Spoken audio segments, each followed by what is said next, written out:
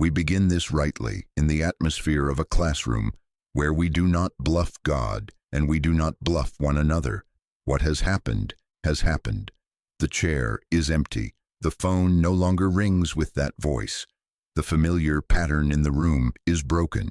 We shall not argue with any of it. We are not here to pretend you didn't love or that you didn't lose.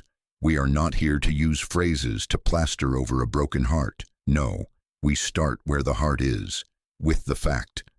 Must we stop grieving? Certainly not. Must we be ashamed of tears? Certainly not. Must we stop loving to be spiritual? Certainly not. Do you see? We are not in the business of squeezing the human out of you to prove a point about God. We are in the business of discovering right in the midst of honest human experience that there is a comfort which does not need a single fact altered in order to be itself. It is not a comfort that argues. It is a presence that reveals. Now, name it for what it is. Grief, when it comes in earnest, feels like an amputation of life itself. Part of you seems to have been cut away. No anesthesia, no neat closure. The mind declares, it is over, and the body, with its vanished habits of embrace and touch and daily exchange, agrees. The appetite changes, the hours stretch, the night has its own temperature. I have watched it in this room. I have sat with it. So let us not rush past it with reassurances we have not yet realized. Let us not console with cliches. That is nonsense. Let us be still enough to honor the event. What has happened has happened. And yet, and this is not a contradiction, only a deeper floor under the floor, comfort is possible without contradicting the facts, because comfort does not come from the level of facts. Facts are correct within their field. The calendar moves forward without that birthday marked. The place at the table remains unfilled. Very well. But your peace does not have to spring from rearranging those pieces. Peace has another source. Comfort has another well. If all your comfort depends upon forms remaining as they were, it will always be insecure because forms by their nature shift. But there is something here that does not shift. There is being. There is I am. Now you see what I am getting at?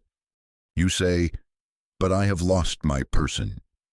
Yes, you have lost a form, a visible, tangible mode of contact that meant more than words can carry. Do not try to talk yourself out of that.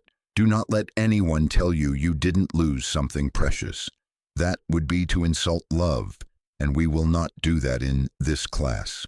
But hear this with me quietly. There is a difference we must learn to make if we are to live at peace in a world of change. The difference between a person form and the life that animated it, between the voice you heard and the love that spoke through it, between hands you held and the presence that made those hands instruments of tenderness. The form changes, being does not. Love doesn't end because being doesn't end. Must we then pretend the form doesn't matter? Certainly not. Why should we? The form is lovely. The form is dear. In the same way a lamp is dear, a window is dear, a cup is dear, because through them something essential is seen or shared. But your life is not in the glass. It is in the light that shines through it. And if one lamp be removed, does it make any difference to the sun? No, the light remains light. Now don't rush to take that as a slogan. It can sound cruel to a raw heart if you try to wear it as a badge too soon. I only plant the seed. Comfort is not a trick of denial. It is a recognition of what remains because of what always is. We will, in the hours that follow, unfold this, slowly, reverently. We will not do battle with grief as if it were an enemy we must defeat in order to prove our faith. Stand ye still. The battle is not yours, but God's. Be still and know. This stillness is not indifference. It is not a cold idea wrapped around fire. It is the yieldedness in which a deeper fact than the visible facts begins to announce itself. It is the pause in which the sustaining presence, which you did not invent and therefore cannot lose, makes itself felt where the ache had made itself king. Do you see what I am getting at? If you think I am going to tell you, cheer up, it will all work out, you do not yet know this teaching. We do not soothe by false hope. We do not patch dying forms with religious tape.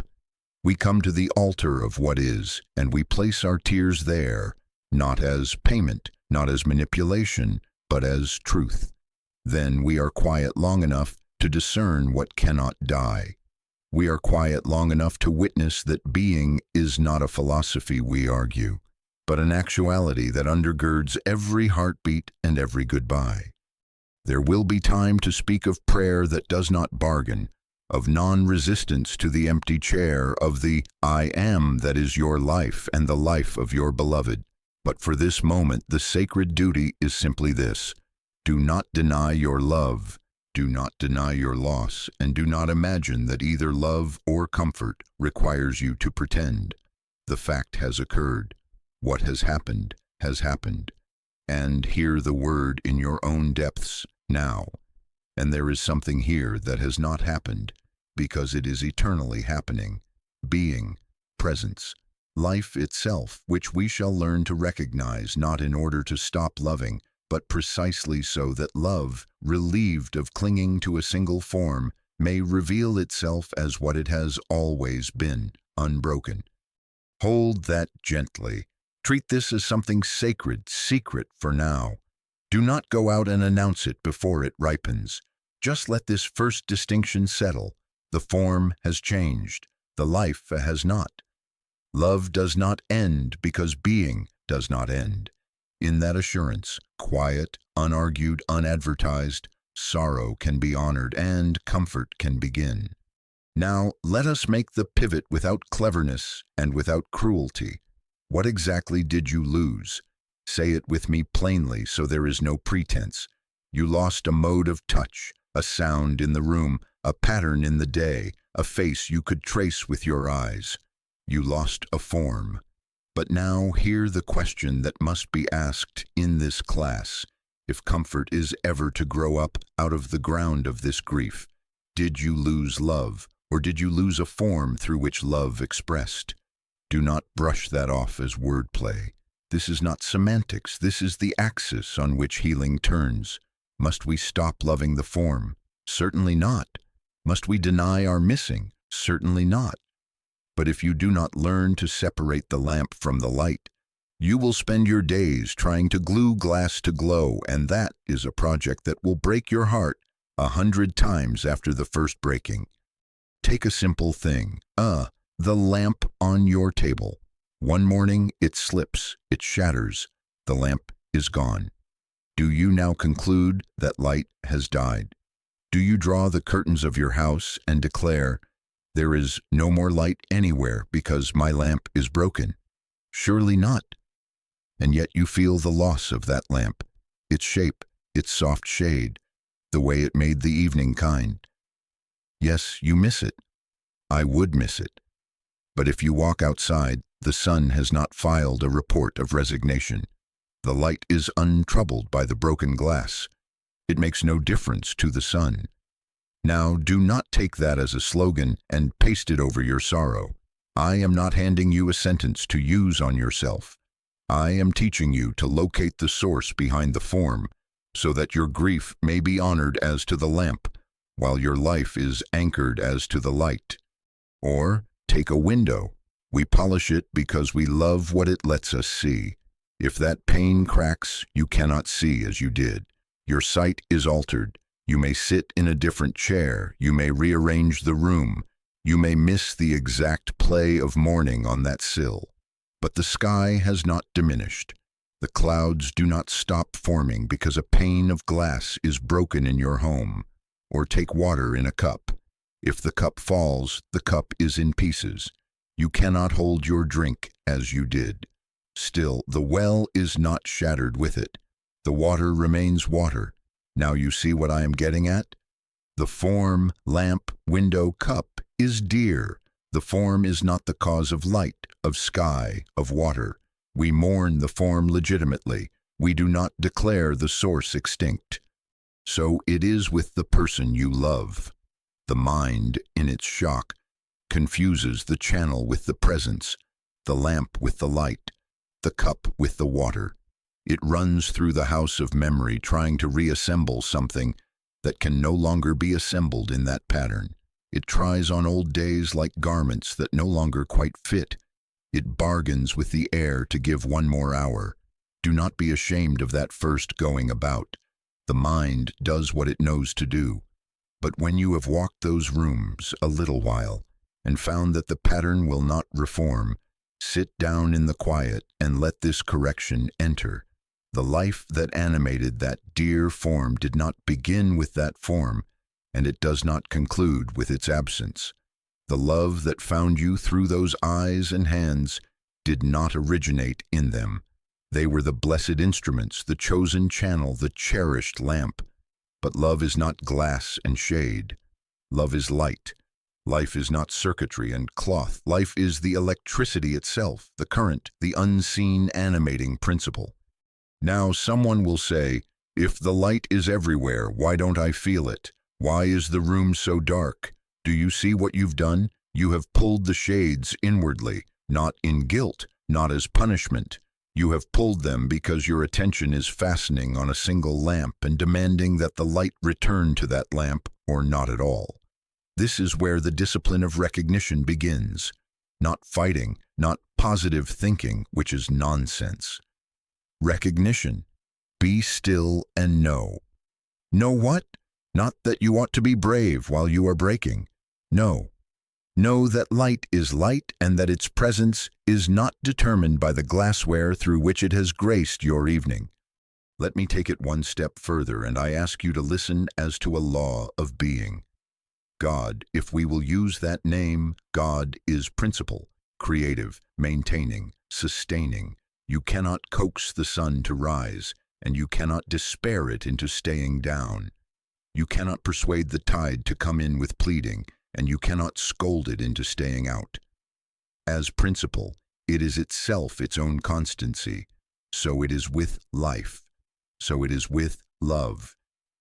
If you believe that what you called life has stopped because a particular form has ceased to appear, you are granting to the form the honor that belongs to the principle, and that, do you see, is why the mind tries to restart what never stopped. It keeps going back to a calendar square, to a doorway, to a photograph, to a hospital room, as if the lever were there. It isn't there. The lever is in recognition. The lever is in be still and know. Does it make any difference, then, whether I had this person in my arms or not? Do not twist me. It makes every human difference. Your tears prove it. But does it make any difference to the sustaining presence upon which your life depends, upon which their life depended, upon which all life forever depends? It makes no difference. The presence has not been threatened. The river has not dried because one channel changed its course. The broadcast has not ceased because one radio is silent. And if the presence is intact, and it is, then your abandonment, which is the chief fear behind grief, is a misreading. You are not abandoned by life. You are not orphaned by love. You are encountering the change of a mode of contact, and the soul cries out because it was faithful to that mode. Honor the cry, but do not build your theology on it. Now you see why comfort does not require denial. We are not explaining away the empty chair. We are refusing to enthrone it as the place where life must sit, or else there is no life. We are insisting with the quiet certitude born of experience that love is not a personality, but a presence that found a beautiful voice in that personality, a presence that now must find a new willingness in you to be recognized as itself. When you feel the ache, let it remind you not to hunt the old circuitry, not to chase the lamp, but to open the shades inwardly. Sit in a chair and say nothing outwardly, but let there be a knowing within. I am not calling light to come. Light is. I am not pleading with life to begin. Life is. I am not bargaining with love to return. Love is. Treat this for now as something sacred, secret. Do not announce it at the graveside. Do not explain it to those who are not asking. Keep it as a seed in your own heart. And because we are moving step by step, I say to you, we are about to come to a statement that, to a raw ear, sounds heartless. It makes no difference. You will see in our next moments together that it is not heartless. It is the heart of assurance, that the sustaining presence, the I am of being, has not altered because a form has. Then your steps will steady, not because you threw away your love, but because you have found love's well and no longer confuse it with the vessel. Now we have come to the sentence that sounds like an iron door closing on a tender heart. It makes no difference. Do you see why that jars? Of course you do. To the human ear, still ringing with the silence of a voice that will not answer back, it sounds like indifference. It makes no difference? Does the life not matter? Does the empty chair not matter? Are you telling me to behave as if nothing has happened? Certainly not. I would never ask you to betray your own love. I would never ask you to deny the form that held your affection and gave it daily bread. What I am saying, and now listen as to a spiritual fact, not a human sentiment, is this. It makes no difference to the sustaining presence upon which your life and their life always depended. The presence is not altered by events, and because of that, your tears are not abandoned tears. Do you see? Let me say it the other way around. If your peace rests upon outcomes, you are riding a plank on a changeable sea, and the next wave is already forming. If your peace rests upon presence, upon principle, you have found the sea itself, and waves may come and go without shipwreck. Outcomes, forms, timings, circumstances are the lamps. Presence, life, love, I am, is the light. So when I say, it makes no difference, I am not saying, your lamp was nothing. I am saying, the light by which you lived and loved is not at the mercy of broken glass. It makes no difference to the sun that a lamp has gone out. It makes no difference to the tide that one bucket cracked on the shore. It makes no difference to the electricity that one wire frayed. The source does not panic. Now, do you see why this is not cruelty? It is the only ground strong enough to carry the weight of your tenderness. But you don't understand, someone says. This was my person. I do understand, enough to refuse to offer you a comfort that collapses when the weather shifts. I have watched too many try to build peace by rearranging facts, and the facts would not line up for them. It is nonsense to expect stability from instability. The principle is always the same. God, as some of us are content to say, God is creative, maintaining, sustaining principle. You can't call on it to begin what it never stopped doing. You can't persuade it to remember what it never forgot. It is. Be still and know that. Not steel yourself and pretend. Be still and know. When your knowing rests there, your tears will have a floor beneath them. They will not drop into a bottomless pit of what if only, why didn't I? They will weep their human measure and then be gathered by a presence that did not move when everything else moved. So it is. It makes a human difference that you cannot hold that hand tonight. It makes a human difference that the ritual of your mornings has changed. It makes a human difference that anniversaries now carry an ache.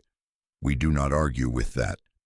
But does it make any difference to the life stream that carried both of you before you had names, that breathes both of you now without your managing it, that will not require your consent to be itself tomorrow morning?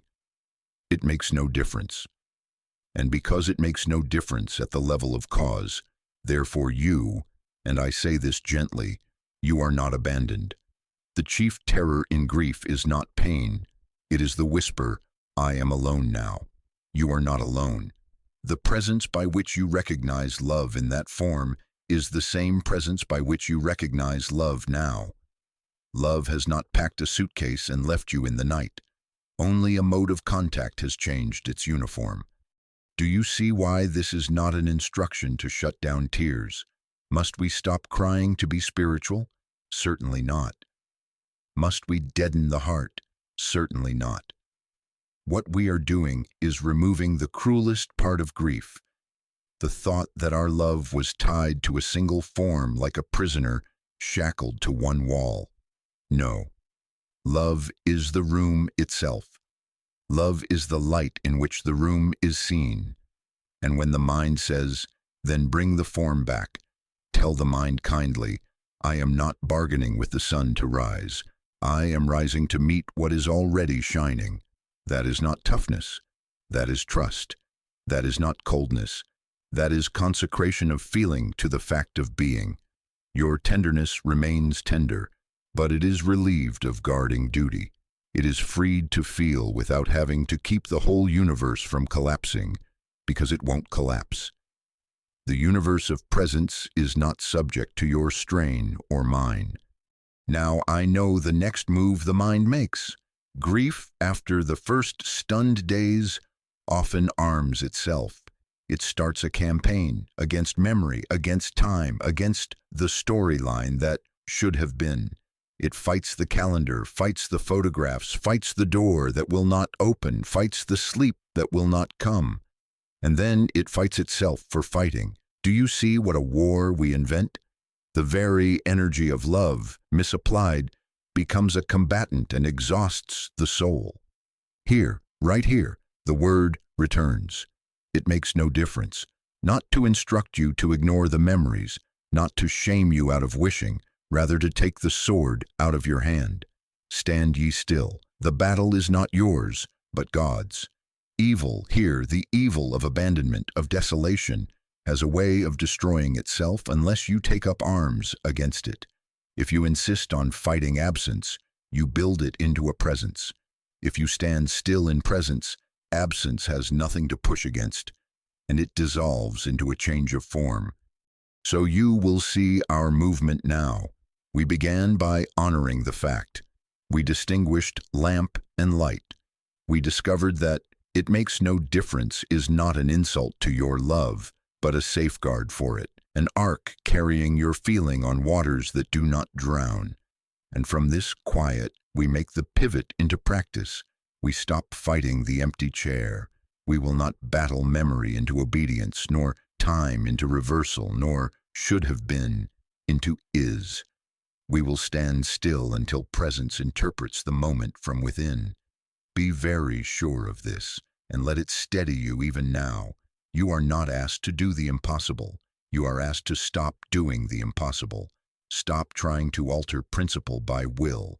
Sit, breathe, acknowledge the ache, and let the refrain do its clean work in you. It makes no difference to the sustaining presence. Therefore, in the midst of my tears, I am not abandoned. And in that non-abandonment, the heart begins, not to forget, but to rest.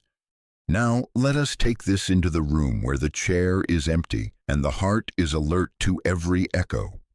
Here is where most of the suffering multiplies, not because of what happened, but because of the war we conduct after it. What war? We argue with memory. That's not how it should have ended. We argue with time. By now I should be over this. We distract ourselves with noise and tasks, running from the quiet because the quiet seems to accuse us. We put on forced positivity, smiles like cardboard cutouts, and we scold ourselves when the mask won't stay on. And when none of that works, we condemn ourselves for failing to be strong, which is only a second arrow in the very wound we wish to heal. Do you see? All of that gives grief a false power, for whatever you fight, you feed. Whatever you chase, you make real. Whatever you argue with, you enthrone. Hear the chorus that belongs in this room, not shouted but breathed. Stand ye still. The battle is not yours, but God's. Stand ye still. The battle is not yours, but God's. One more time to set the rhythm of your own breath. Stand ye still. The battle is not yours, but God's. This is not a slogan, it is an ethic. I have said to you in other hours that evil, call it discord, call it the lie, has a way of destroying itself unless you take up arms against it. Now grief itself is not evil. Your tears are holy. They are the incense of love. But there is a stowaway that climbs aboard grief if you let it, and that is the despairing conclusion that love has ended, that presence has withdrawn, that life is now a closed room. That conclusion is the discord. That is the non-power that gathers force only when you fight it, wrestle it, argue it in the night. You cannot conquer a shadow by boxing with it. You must stand where the light makes the shadow irrelevant. Consider a bowl of clear water. Drop a handful of earth into it and you will not see your face. The instinct is to stir, to force clarity by motion, but you know what happens. The more you stir, the more the water clouds. It is not wickedness that makes it cloudy, it is agitation. So it is. If you set the bowl down and let it be, the sediment settles of its own accord, and what is clear reveals itself by its own nature. I have been called to that bowl dozens of times, in hospital rooms, at gravesides, in living rooms, late at night. And I have learned, not because I am clever, but because grace has taught me, that the stirring is the problem. Your mind stirs the water with if only, with why, with I must not feel this, with what will I be without them, and then wonders why it cannot find its face. Stand ye still. Let the sediment of fear fall to the bottom. Let the water be water.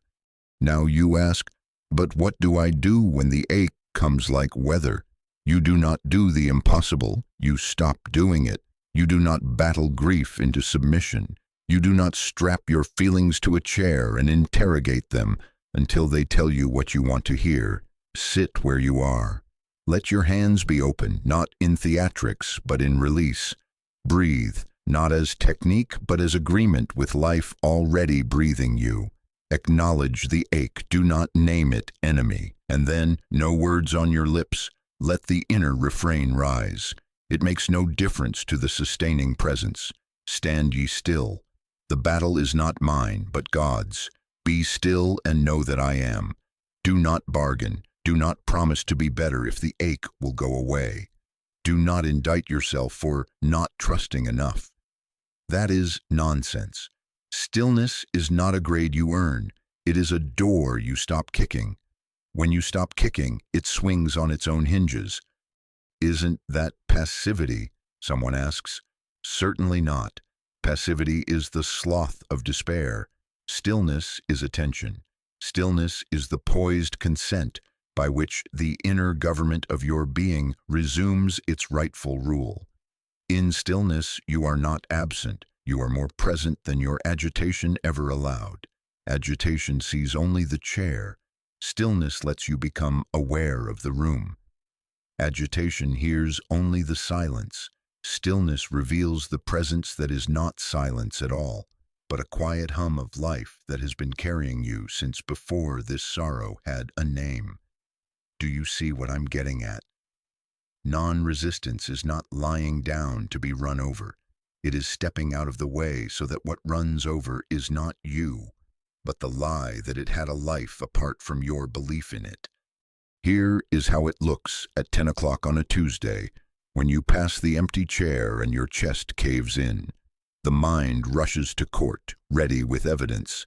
If the doctor had, if I had, if only last summer we had. Catch the rush lightly, not with a whip, but with recognition. Stirring the water. Set the mind down as you would a spoon. Stand where you are. No speech, no scripture recital to impress the air, only the inward cadence. Stand ye still. The battle is not yours, but God's. Do not forbid the tears, they will salt the water, not soil it. In 2 minutes, maybe 5, a softening comes. Not ecstasy, not fireworks, but the sense that your feet have found the floor of a room you thought was gone. The chair is still empty. The love is still dear. And yet the terror has nothing to grip. The conclusion love ended cannot stand without your argument to hold it up, and when you refuse to argue, it falls under its own weight. Someone will say, "But I need to do something." I agree. Do this. Do the holy nothing that allows principle to be itself. We do not sit up nights and coax the sun to rise. We do not pace the shore and plead with the tide to remember its appointment. We do not fight the darkness with sticks. We bear witness. We take our place as consciousness, through which the presence may interpret the moment from within. And yes, there has to be a you for that. There had to be a Moses to say, "Stand ye still." There had to be a Jesus to say, "Be not afraid." Not because they were magicians, but because they stood still enough to let the law of being be audible in human hearing. So it is now. In your chair, in your room, in this hour, you are the place where stillness becomes transparency, and transparency lets presence be felt as what it is, sustaining, unlosable, I am. Treat this practice as something sacred, secret, not a program to brag about. Do not time it with a stopwatch. Do not make a chore of it. Enter it as you would a sanctuary, quietly, with shoes off the sole, and with no expectation except that what is true will be true whether you recognize it quickly or slowly. And when rest returns, do not run out to test it against the facts. Let it mature. Let it prove itself by a day that can be lived without bargaining for a different yesterday. We will speak in our next moments about prayer that does not negotiate with God as if God were a rescuer to be summoned. But for now, understand this. Stillness is the doorway, not the destination. In stillness, you are not persuading a deity to intervene. You are consenting to the revelation that God, as sustaining principle, never ceased to be what God is. From that realization, prayer changes its nature and identity begins to dawn. Not as I, a person, am strong, but as I am the place where love remains continuous. Until then, let this be the simplicity you practice. Do not fight the empty chair. Stand ye still. The battle is not yours, but God's. It makes no difference to the sustaining presence. Therefore, even as you weep, you are not abandoned.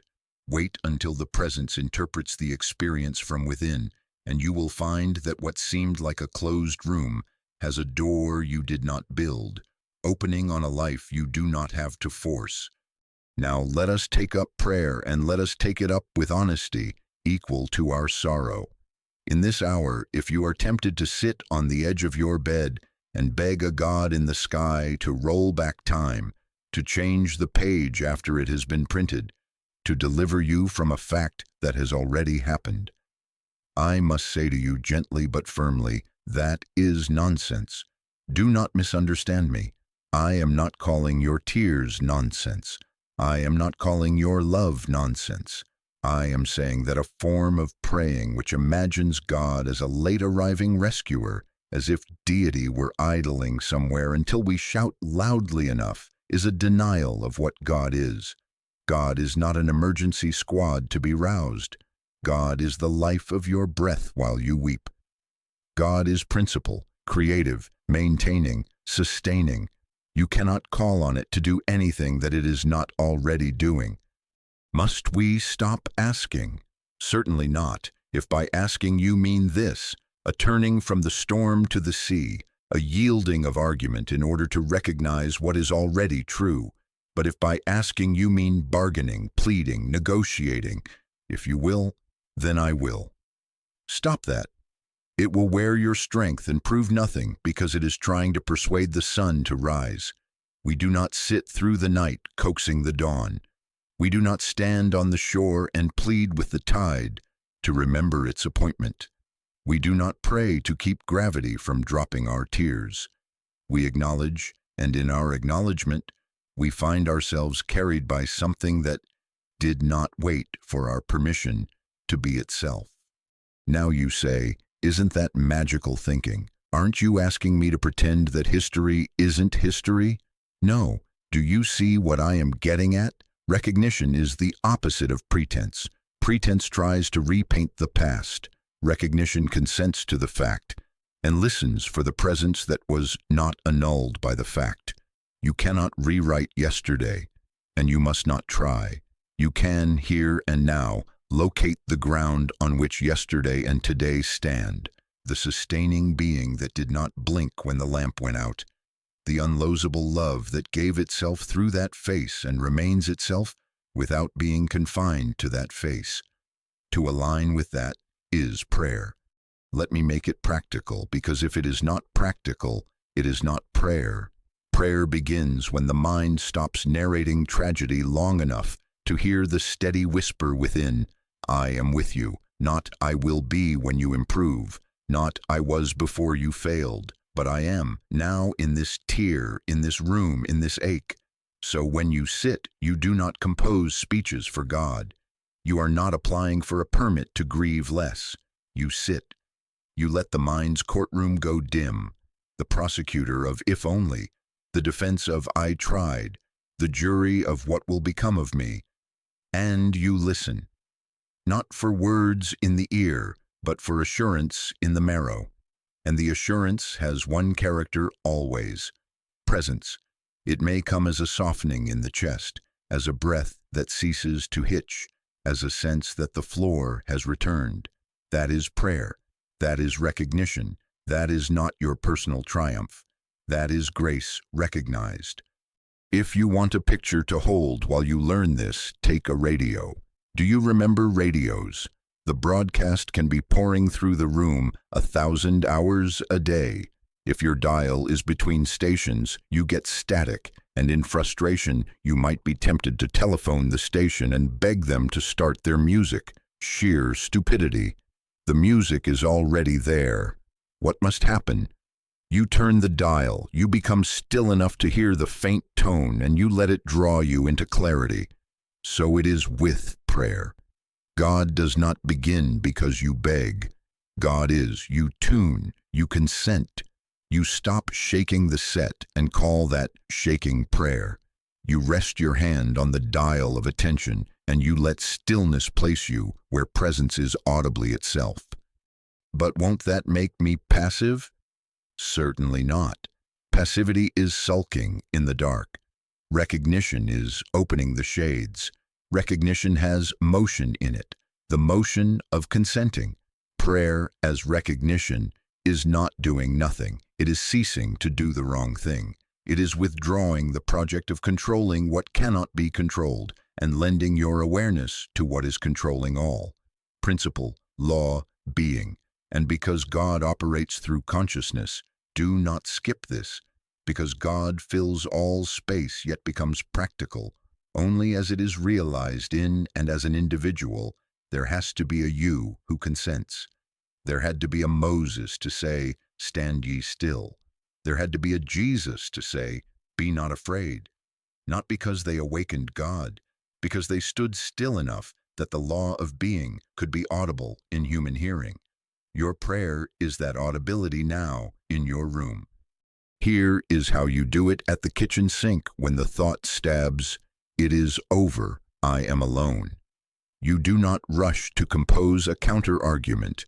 You do not whip out a list of reasons to be grateful in order to drown the ache. You put the dish down if you must. You close your eyes if you can. And inside, without performance, you let the word be present. I, not I, the personality striving to be heroic. I, the presence. I, the life that is living me. I, the love that does not come and go with forms. Be still and know that I am God. In that knowing, something releases. It makes no difference to the sustaining presence that a chair is empty. Therefore, you are not abandoned. Do not measure the success of prayer by whether your sorrow vanishes in 5 minutes. Measure it by whether in 5 minutes the fear that you are cut off has loosened 1 notch. You will discover that as prayer shifts from bargaining to recognition, you stop asking for the impossible. You no longer try to persuade God to return a particular arrangement of molecules to your table.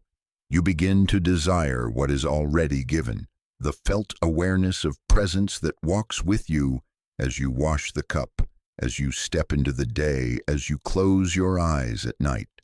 And with that desire clarified, your ear becomes educated. You hear, "I am with you," not as a sentence in your head, but as the very texture of your being. And from there, now listen, because this carries us to the next unfoldment. You begin to see that identity itself is not a body. If the comfort comes not from a hand you can hold, but from a presence that holds you, while no hand is there, what does that tell you? It tells you that being is not confined to hands.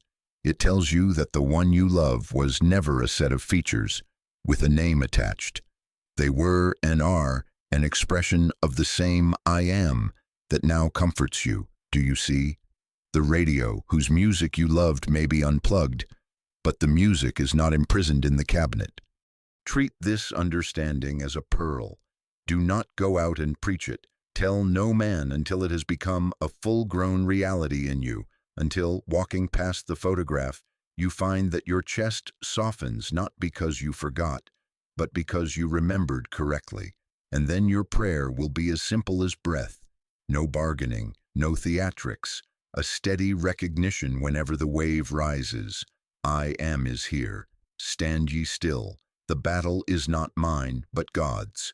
From there, we can take the next step, and we will, into the revelation of immortal identity, into the discovery that the I in you and the I in the one you love is the same I am in which love cannot die.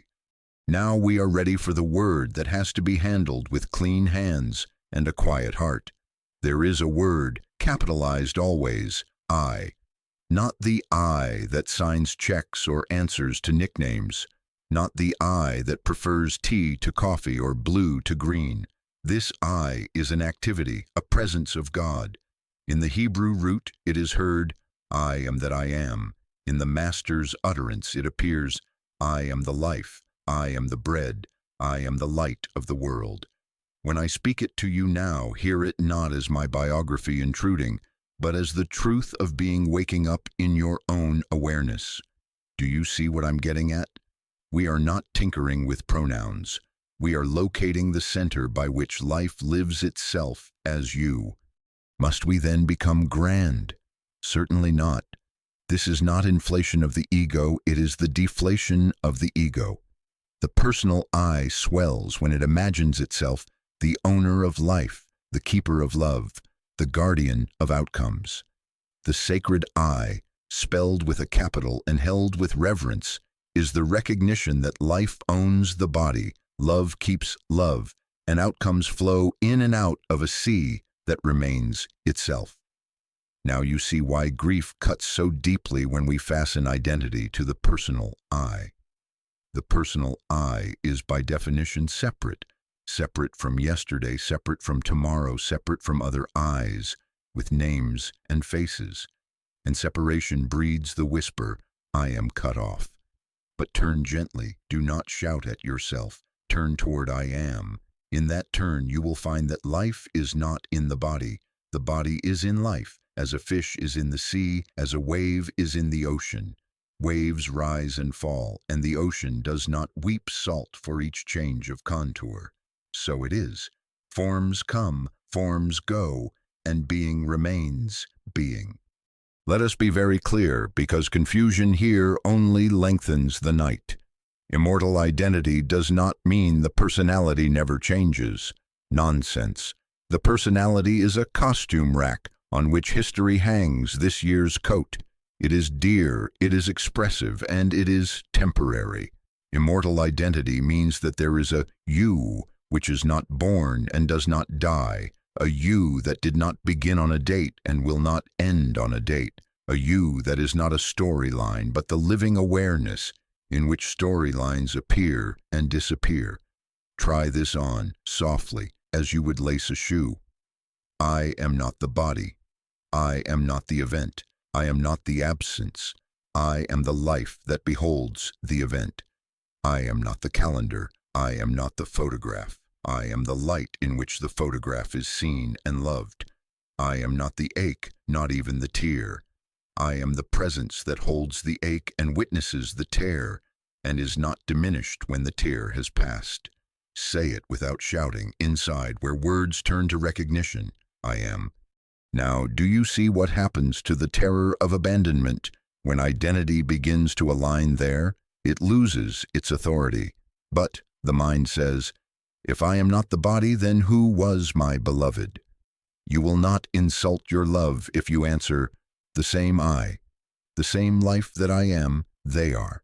Not a copy, not an echo. The same presence individualized, expressing as that voice, that humor, those habits that made your mornings sing. The lamp shone with a light you treasured. The lamp has gone, but the electricity that made it glow has not retired. It makes no difference to the electricity that one bulb has gone out. The current is. So it is. You do not console yourself with the fantasy that the bulb never dimmed. You understand that the light is not imprisoned by glass. When you rest in I am, you are not reaching across emptiness to a lost object. You are consenting to the one life that never left. And in that consent, communion replaces yearning as the mode of relationship. Now hear the bridge, because it must be crossed if we are to live sanely. If I am is the true identity, then relationship is not a contract between two bodies dealing favors back and forth. It is a communion in one presence expressed in many forms. Two waves do not sign treaties across the ocean. They are the ocean meeting itself in play. So your love is not possession, and it is never lost to theft. It is communion within being. What changed when the form changed was not love. What changed was how love showed its face to your senses. The radio cabinet may be silent, and yet the broadcast is on. The air is rich with it, and if you will tune, not bargain, not beg, but tune, you will discover that communion is not an exotic miracle. It is the ordinary atmosphere of I am. Isn't this just a trick of thought to avoid pain? No. Tricks tire you. Recognition rests you. Be still and know that I am God. Not that I was, not that I will be, not that I might be if the facts improve. I am. Let that be the cadence under your breathing. Let it say to your cells, to your memories, to the doorway where you still expect a knock. I am not the body. I am not the event. I am not the absence. I am the life that beholds the event. And yes, let it expand as it will. I am the light by which I love. I am the law by which I am sustained. I am the peace that does not change with weather. And when you feel the old fear rising to claim jurisdiction, but what if, but what if? Answer at once, not with debate, but with sovereignty. It makes no difference to I am. Stand ye still. The battle is not mine, but God's. Do not run out and announce this as a new slogan. Treat it as a seed. Water it in silence until its roots hold. Walk past the photograph and let the recognition be as quiet as sap rising in spring. Love is not a prisoner of frames. Walk into the empty room and let the stillness say for you what lips cannot. I am here, therefore love is not absent. And watch what happens. Not fireworks, not a circus of signs. The steady fruit is born, a day that can be lived without bargaining for a different yesterday, a night in which sleep comes not as escape but as rest, because being does not go off duty when you close your eyes. There is a reason we have come to this in this hour and not earlier. Without the foundation of non-resistance and recognition, I am becomes a toy for the personal I to wave in the air. We are not playing with sacred words. We are allowing a fact to claim us. The fact is that identity is immortal because identity is presence, not personality. The fact is that love cannot die because love is of I am, not of circumstance. And the practical consequence, the only one worth carrying into your kitchen and your bed, is this: you are not and never were cut off. In I am you and your beloved meet without strain, without fantasy, without denial. And from that meeting, a new tenderness grows, not the tenderness that clutches for fear of losing, but the tenderness that knows it can afford to open because it cannot be bereaved of what is infinite. So we go on from here, not with bravado, but with reverence. Let the name be as breath, held lightly and often. I am. Let it correct the mind's habits without argument. Let it hold you when the wave rises and interpret the moment from within. And be very sure, this is not the end of love. It is love locating its true dwelling. From this dwelling we will look next at where love goes when a form goes, not into a void, but into communion that does not demand possession. For now, stand where the truth stands. I am is the place where love cannot die. Now let us ask a question that must be asked in the same breath as love, or else it spoils the love with a thorn. Do you see what we've been calling mine? We say my wife, my child, my friend, my mentor, my dog, my ring, my chair, my house. And there is an innocence in that, an affection of belonging that speaks of tenderness. Must we stop speaking that way? Certainly not.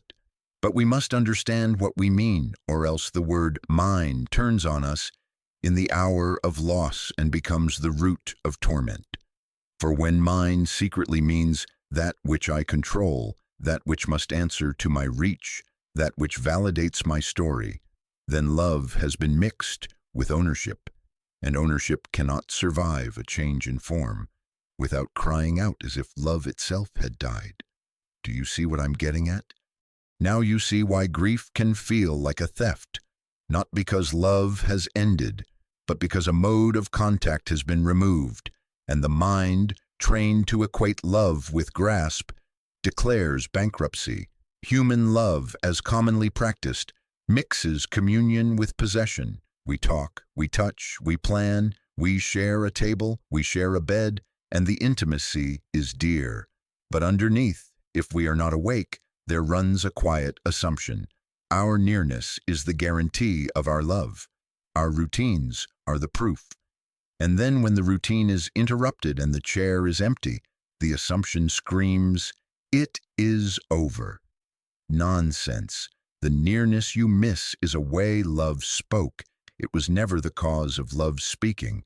Love, as we have seen, is a recognition of being. Love is the I am recognizing itself as oneness, as kinship, as joy in expression. Because being does not come and go, love cannot be taken away. A form can be removed. A hand can be no longer yours to hold. But communion, which is of being, is not subject to disappearance. Let us make this concrete, because the heart deserves an example it can lean on in the night. Think of music. A violin can fill a room with a tone that makes you weep for reasons you cannot explain. Then the instrument is dropped. The wood cracks, the bridge snaps. You cannot pick up that violin and make that same sound again. Must we pretend it never broke to comfort ourselves? Certainly not.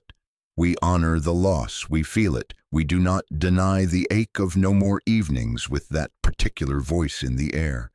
But does the breaking of the instrument destroy the music? Do you now say, there is no Bach, there is no song, there is no possibility of melody? Nonsense. The score remains. The principle of harmony is intact. The music is not imprisoned in wood and string. It will not be played in that way by that tone. And this we do not sugarcoat. And yet the music is not dead.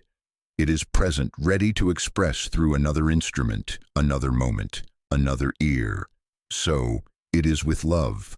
The body, the habits, the daily contours by which love sounded in your home. Yes, that instrument has ceased. You cannot converse in the old key. You cannot call the number and hear that voice answer the way it did. Be honest with that. Then let the greater honesty enter. The music itself, the love that animated every kindness, that moved through every shared silence, that uplifted you simply by being recognized as us. That music is not broken. It is here and it is not elsewhere. It does not need wood and string to be itself. But how does that help me at 10 in the morning when I reach for the phone by habit? In just this way, you catch the reach and you do not scold it. You feel the sting and you do not call it enemy. You breathe, you stand ye still, and you allow the inward recognition. It makes no difference to the sustaining presence that the instrument is no longer in my hand. Love is not gone. A way of playing has ended. And then, now watch this, because here communion shows its quiet nature. You notice that the memory which used to stab begins to soften, not because you have dulled yourself, but because the ownership string has been loosened. Instead of I cannot have, there comes I can commune. What does that look like? It looks like guidance that does not arrive as a voice in the room, but as a clear leaning in your heart toward an act of goodness your beloved would have cherished. It looks like the panic that used to seize your mornings failing to find its grip, while an inner steadiness, small at first, holds. It looks like the photograph becoming a window rather than a wound, not a portal to fantasy, but an occasion for thanksgiving that love has this face in your story and is not confined to it. Do not make a superstition out of this. You are not to sit and wait for raps on the table or lights flickering to prove that love remains. That is childish. The fruits of communion are not circus tricks. They are practical and quiet. Peace without explanation, a tenderness that does not lunge, a wisdom about when to speak and when to be silent, a companionship in solitude that is not imaginary but felt. And these do not depend on your cleverness. They flow as you cease to clutch at forms and consent to being. Because God operates through consciousness, there has to be a you who consents. There had to be a you yesterday to receive love as a hand in yours. There has to be a you today to receive love as presence that steadies your step and deepens your kindness. The mode changes. The reality does not. Now someone will protest, "Are you asking me to stop missing them?" No, certainly not. Missing is the ache of form gone, and we will not argue with it. We will not decorate it with slogans. We will, however, refuse to mistake it for the verdict that love is absent. When the ache rises, you do not bargain with it. You do not whip it into submission. You let it pass through the temple of I am, and in that passing it is interpreted. The interpretation is always the same, though it wears many garments. Love remains. Love remains. Love remains. And as that becomes more than a sentence, becoming instead a climate, you will notice that what used to be mine becomes ours in a higher sense. Not ours as possession, ours as shared being. The fear that used to say, "If I open my hand, I will have nothing," discovers that when you open your hand, you are met, not left. And the meeting has effects. Less panic in crowds, more patience in traffic, a readiness to bless where before you were brittle.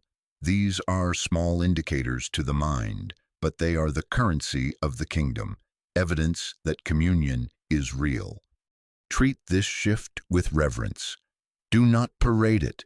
Do not try to convert anyone with it.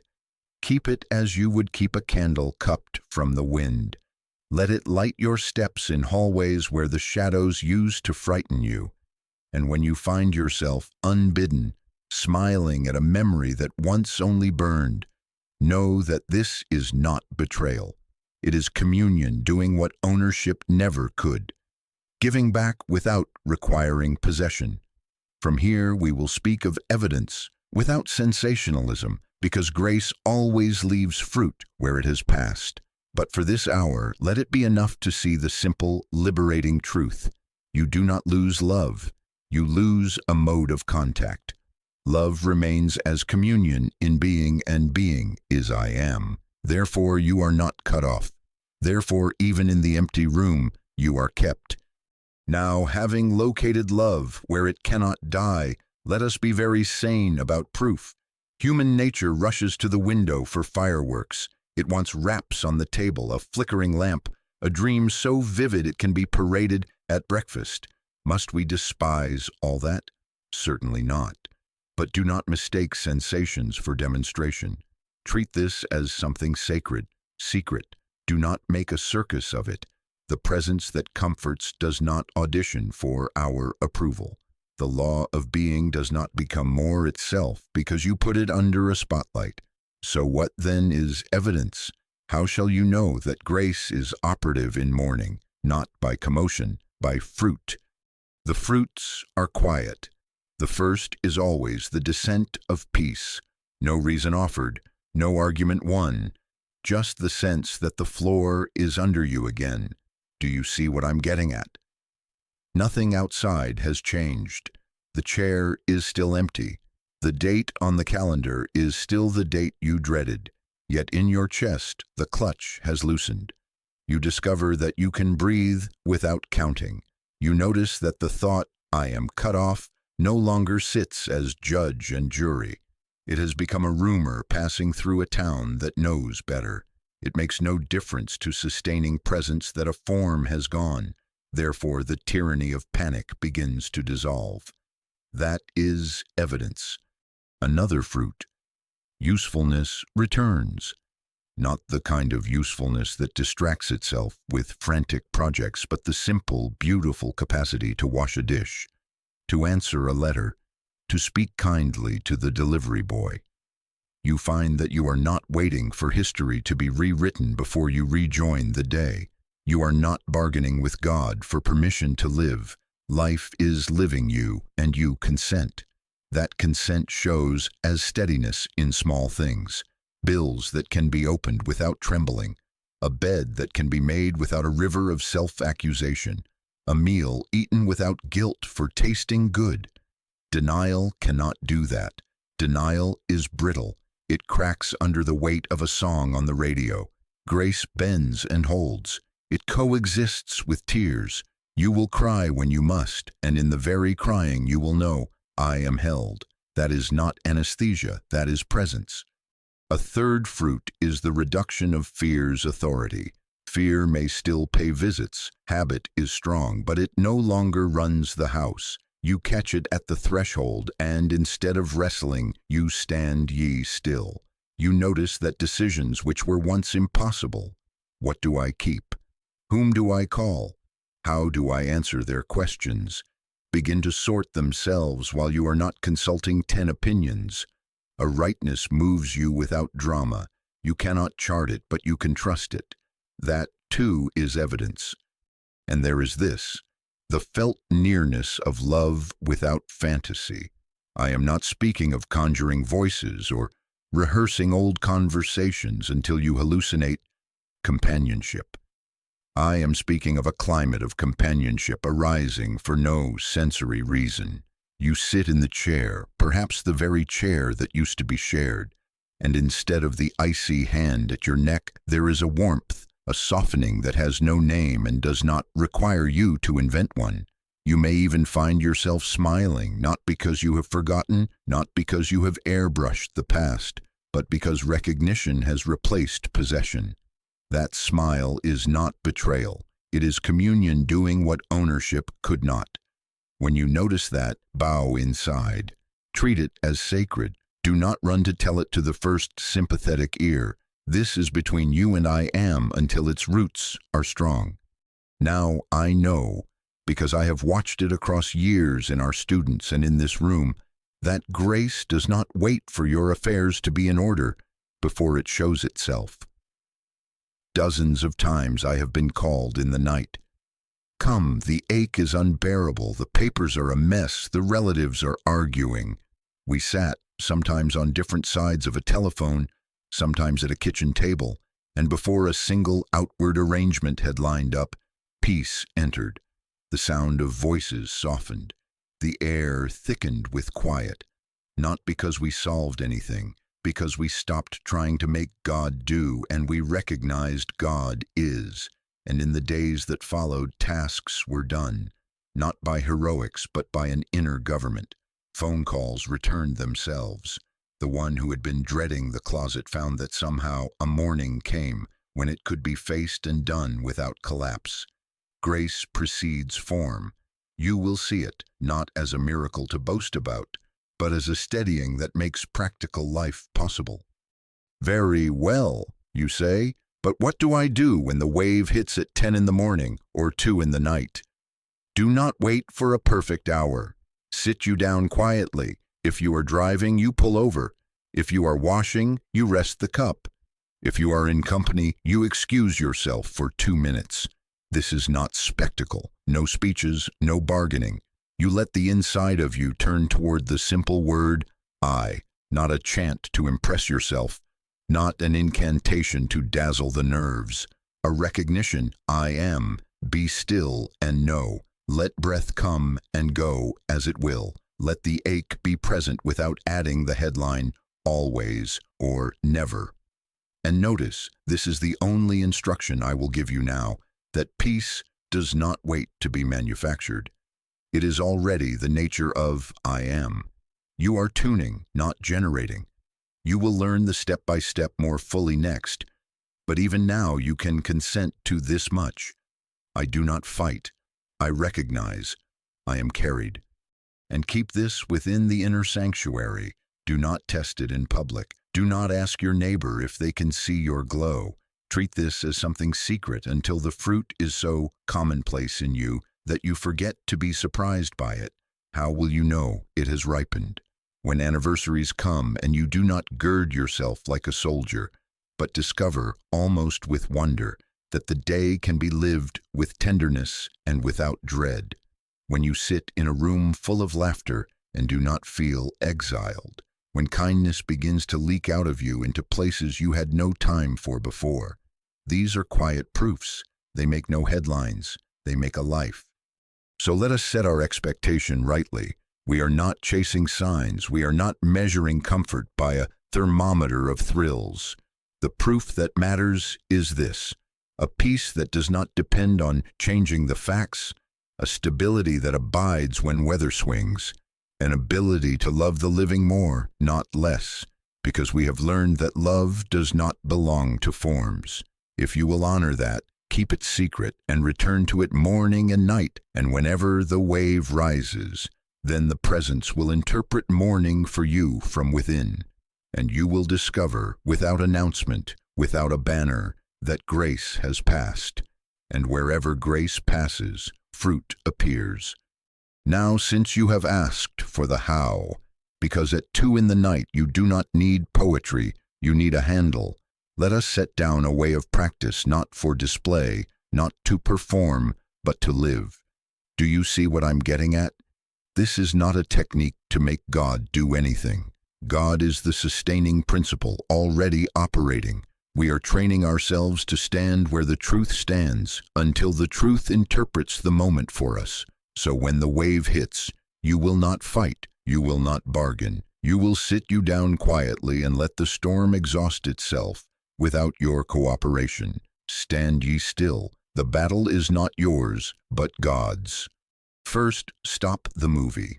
The mind, left alone, will spool out scenes. What was, what might have been, what never must be allowed to happen again. That is not insight, that is theater. At the first sign that the projector has begun its show, images strobing, headlines flashing, say within yourself, gently but with authority, stop. Not a wrestling, a refusal of audience. Pull the plug on the screen. It makes no difference what the next frame would have been. It is not your business to attend it. We are not pushing thoughts away. We are withdrawing permission for them to rule. Evil, fear, despair, panic has a way of destroying itself unless you take up arms against it. Let it do its own undoing by your non-cooperation. Second, feel the body without panic. Sit or stand wherever you are and bring attention to the simple facts of sensation. Hands, feet, breath. The ache may be there. The tightness may be there. We do not label them enemy. We do not say always or never. We let the breath come and go as it will. We put the awareness in the soles of the feet as if roots were growing down into the floor. Do you see? This is not to idolize the body. It is to bring the wandering mind back to the altar of now, where recognition is possible. If the heart is pounding, let it pound.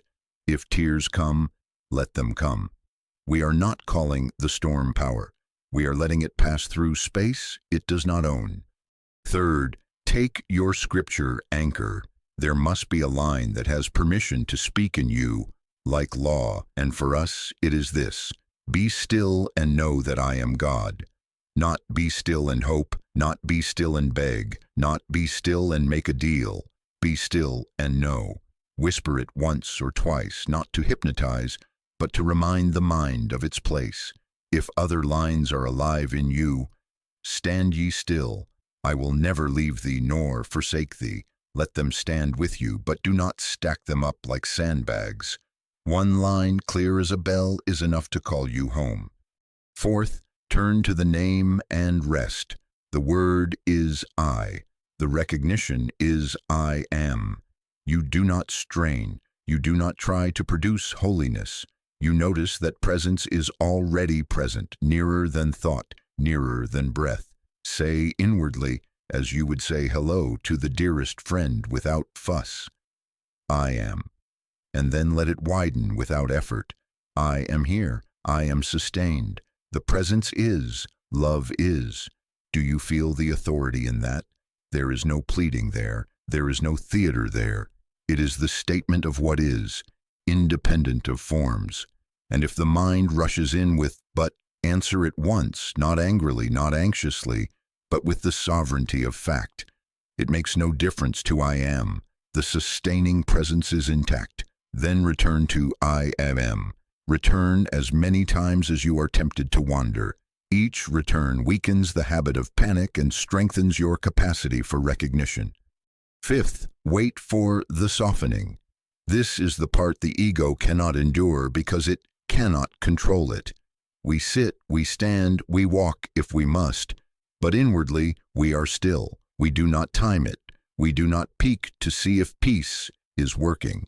We let the activity of presence announce itself as it always does, a loosening in the chest, a sense that space has opened around the thought that was suffocating you, perhaps even a small, surprising gratitude, not for facts, but for being. That softening is not of your making. It is the proof that you have ceased contending and allowed the law of God to be what it is.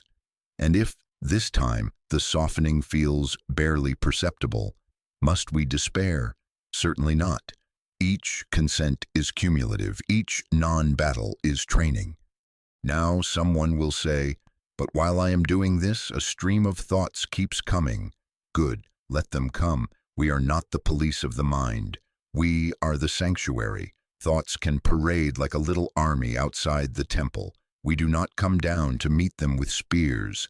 We sit inside and know I am, and watch what happens. Without your resistance to nourish them, without your fear to inflate them, they thin, they break ranks, they discover they have no commander, they destroy themselves. This is non-resistance. This is not passivity. It is the highest activity, recognition of the only power.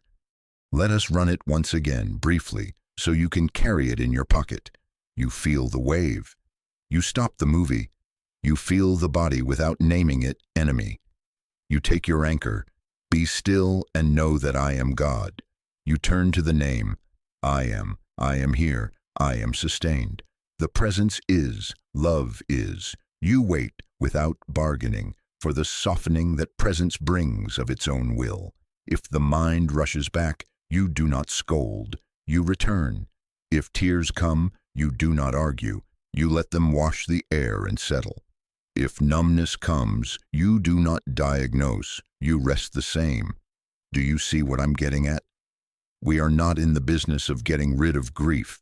We are in the practice of letting grief be interpreted by presence. And then, this is the wonder you will only believe by living it. The very wave that once threatened to drown you becomes your bell of remembrance. Instead of, oh no, not again, there will begin to be, even in the middle of ache, this is the cue. Every trial becomes a doorway. Every pang becomes a summons to live by grace. You do not need to court sorrow to practice. Life is generous with opportunities. The tide goes out and comes in. We do not pray that the sun rise. We do not command the sea. We take our stand in I am and let the day be what it is, while being remains what it is. So it is. Treat this as sacred. Do not grade your sittings.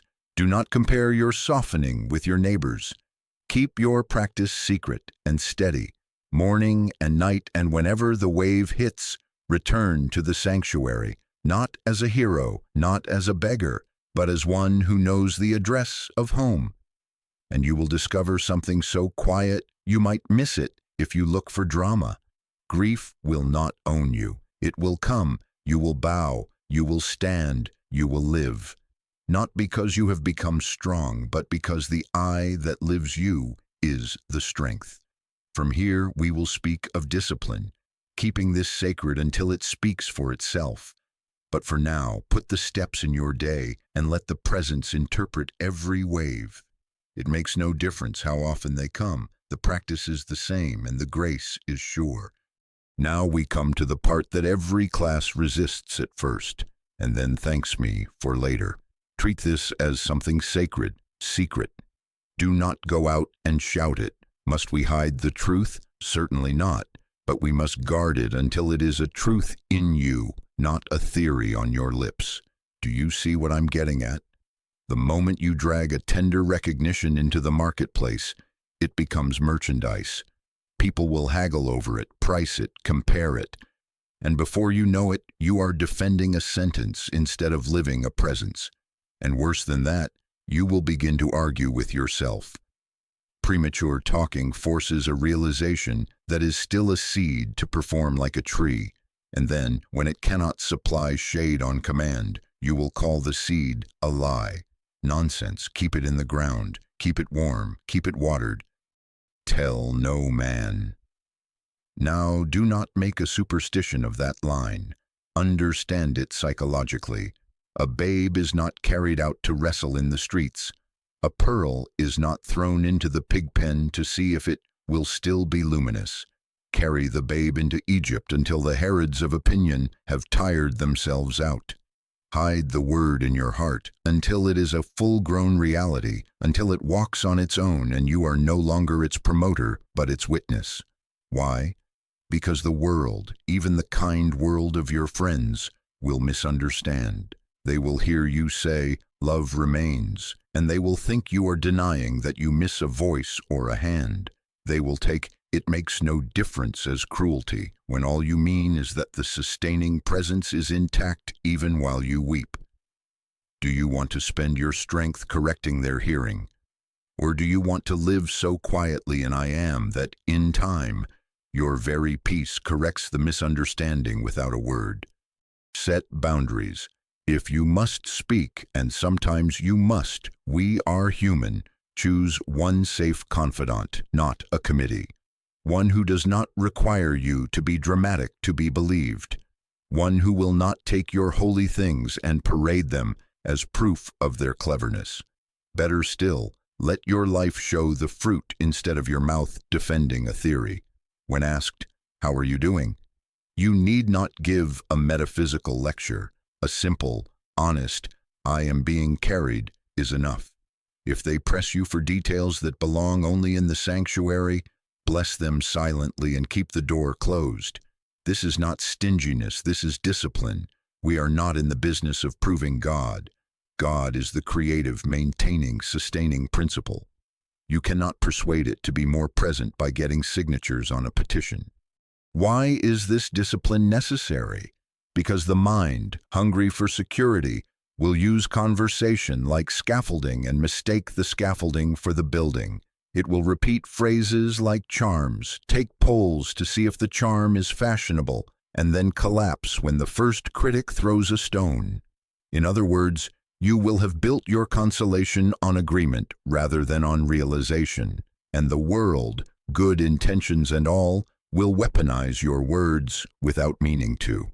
A friend, trying to cheer you, may quote you to yourself, "Didn't you say, 'it makes no difference'?" and use the sentence as a whip. Keep it inward until it cannot be turned against you, because it is no longer a sentence. It is climate. Do you see? Then, even when someone bungles the words, it makes no difference. The peace is not in the syllables. It is in the presence. There is also this. The temptation to advertise is pride in disguise. The ego enjoys being the one with the secret code. It enjoys being the special mourner who has a trick for pain. Stop that nonsense. There are no tricks here, and you are not special, except as every child of God is special. Keep the word I as you would keep a flame cupped from the wind. When the wind dies down, you may take your hand away. Until then, protect the flame. Decline long discussions about metaphysics with those who are only curious. Refuse to turn your practice into a debate club. You are not trying to win an argument. You are training your consciousness to be a transparency for grace. Practically, what does tell no man look like in the day? It looks like this. You keep your morning and evening stillness without a social media post to validate it. You do not narrate your softening to 6 people before noon. You do not test the realization by walking into a skeptical room to see if anyone can feel your glow. You speak kindly, you answer what needs answering, you decline what you cannot yet carry, and you return to I am whenever the wave moves. If you need to let a tear fall in a grocery store, you let it fall. But you do not make a sermon in aisle 3. Your peace is not a performance. It is your dwelling. And do not turn this discipline outward as a rod for others. When someone newly bereaved looks at you with wild eyes, you do not say, "Be still and know," as if you were flicking holy water. You be the stillness. You let your quiet govern the room. If they ask how you are carrying what you are carrying, you answer as the Spirit gives utterance in that moment, not with a script. Sometimes the only truthful line is, "I am here with you." That too is I am. How will you know when the time has come to speak more freely? When you forget to. When you wake and without announcement you move into your day, and those around you notice that panic no longer sets the table. When anniversaries arrive and you neither brace nor broadcast, and still, somehow, the day is tender and livable. When a neighbor says, "I don't know what it is, but something is different," and you can only smile because you did not engineer it. That is the fruit speaking for itself.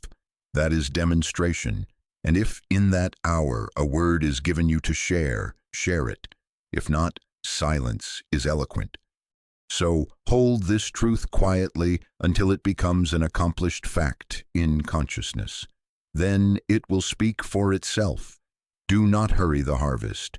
Do not yank on the roots to see if they are growing. Live, stand ye still. Let the presence be presence without your supervision. And in a moment, because this is how we end, not with an argument but with identity, I will send you forth with a single word that cannot be improved, a word that has been the spine of this whole journey. Not a conclusion of thought, a return to being. I am. Carry it, not as a badge, not as an advertisement, but as the name you answer to in the night and in the morning. Keep it secret until it has become your climate. When it is your climate, there will be nothing to announce. The life will be the sermon. We have come then to the blessing. Not the conclusion of an argument. The end of an argument leaves a taste of dust, but the benediction of identity. We did not deny your loss. We refused to argue with it. We asked a simpler, holier question. What exactly did you lose? And then we turned from person form to life principle, from grasping at chairs to recognizing presence, and there we learned non-resistance. We stopped fighting the empty chair. We laid down bargains with heaven, and we discovered prayer as recognition, not negotiation. We practiced stillness. We kept it sacred, not because truth is fragile, but because seedlings deserve shelter. Do you see what I'm getting at? Having done so, we can speak a word over you that does not depend on the weather of this world. A word that is not invention, but revelation. I am. Now sit you down quietly inside, even if you are standing in this room. Let the shoulders drop, let the breath find you, and hear, not from me, but from the center out, this litany which is not poetry for your nerves, but fact for your soul. I am the life that cannot end. I am the love that cannot be absent. I am the presence in which we meet, and in that meeting no distance is possible. I am the peace that passeth understanding, and I pass it to you without price. I am the breath in which the sob can safely open, and I am the floor under your feet when memory comes like a flood. I am the light by which you see your beloved truly, not as a possession, not as a vanished form, but as communion in being. I am the continuity of love. I am the door that was never shut. I am the home that cannot be foreclosed. I am the hearth where gratitude warms without guilt. I am the strength that needs no armor, the patience that does not count days, the gentleness that does not scold your tears. I am the law of your prayer, and I am its fulfillment. I am not a rescuer who can be coaxed into better behavior. I am the sustaining principle that never ceased. I am what operates when petitions are silent and recognition stands clear. Be still and know that I am God. I am the stillness that ends the theater. I am the hush that comes when the projector is unplugged and the mind's pictures fade of their own weightlessness. I am the sanctuary that does not close. Stand ye still. The battle is not yours, but God's. I am the place where fear runs out of corridors. I am the mercy that turns ache into tenderness and memory into blessing. I am the forgiveness that removes the hooks from yesterday. I am the freedom at the core of this very moment. Where the Spirit of the Lord is, there is liberty. I am the meeting place. Do you see what I'm getting at? You have not lost relationship. You have lost a mode of contact. I am the presence in which all modes arise and pass, while communion abides. In I am there is no exile. I am the quiet proof that needs no story. I am the usefulness that returns, the kindness that spills over, the strength that is discovered in small obediences. Open the bill, wash the dish, answer the door. I am that inner government which orders the day without fanfare. It makes no difference that the calendar still strikes its dates. The sustaining is intact. I am the morning and the evening practice, not because I begin or end, but because you do. I am the name you can return to with the first light and the last dim of day. I am here, I am sustained.